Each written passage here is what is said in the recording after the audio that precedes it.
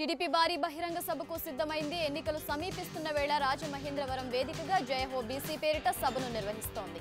ఇవాళ జరిగే ఈ సభకు రాష్ట్రం నలుమూలల నుంచి పెద్ద ఎత్తున బీసీ నాయకులు హాజరు కానున్నారు.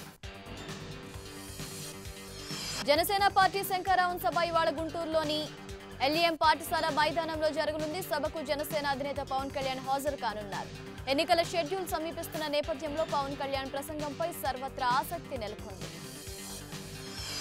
ప్రజా సంకల్ప యాత్ర పూర్తి చేసిన వైసీపీ అధినేత జగన్ మరోసారి ప్రజల్లోకి వెళ్లేందుకు ప్లాన్ చేస్తున్నారు. ఫిబ్రవరి నుంచి సమర శంకరరావు పేరుతో బూత్ స్థాయి కమిటీల సమావేశాలు, జిల్లాల వారీగా పార్టీ నేతలతో సమావేశాలు నిర్వహించాలని భావిస్తున్నారు.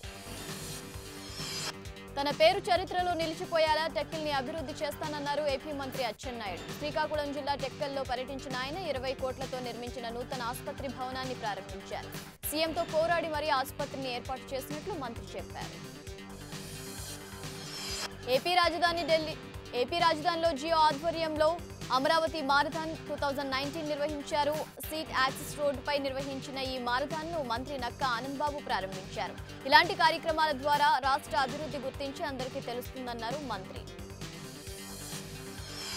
ఏపీకి ప్రత్యేక హోదా ఇవ్వాలని డిమాండ్ చేస్తూ గుంటూరు జిల్లాకు చెందిన రమణారెడ్డి చేపట్టిన సైకిల్ యాత్ర ఢిల్లీకి చేరింది.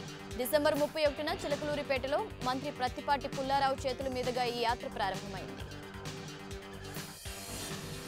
ప్రకాశం జిల్లా ఒంగోలులో వ్యక్తి ఆత్మహత్యకు యత్నించాడు. లబ్ధిదారుల చెక్కుల్లో తనకు అన్యాయం జరుగుతోందని ఆరోపిస్తూ ఎస్సీ కార్పొరేషన్ కార్యాలయం ఎదుట నిద్రమాత్రలు మింగాడు. వెంటనే స్థానికులు ఆసుపత్రికి తరలించారు.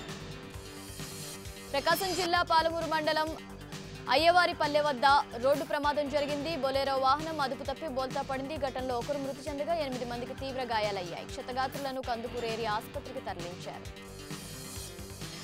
తూర్పు విదర్భ పరిసర ప్రాంతాల్లో ఉపరితల ఆవర్తనం ఏర్పడింది. దీని ప్రభావంతో కోస్తా, రాయలసీమ ప్రాంతాల్లో 1-2 చోట్ల ఉరుములతో కూడిన వడగండ్ల వర్షంతో పాటు తేలికపాటి నుంచి మోస్తారు వర్షాలు కురిసే అవకాశం ఉందని వాతావరణ శాఖ తెలిపింది. తిరుమలలో భక్తుల రద్దీ కొనసాగుతోంది. ప్రస్తుతం కంపార్ట్మెంట్లు అన్ని నిండిపోవడంతో క్యూ లైన్లు వెలుపలికి వచ్చాయి.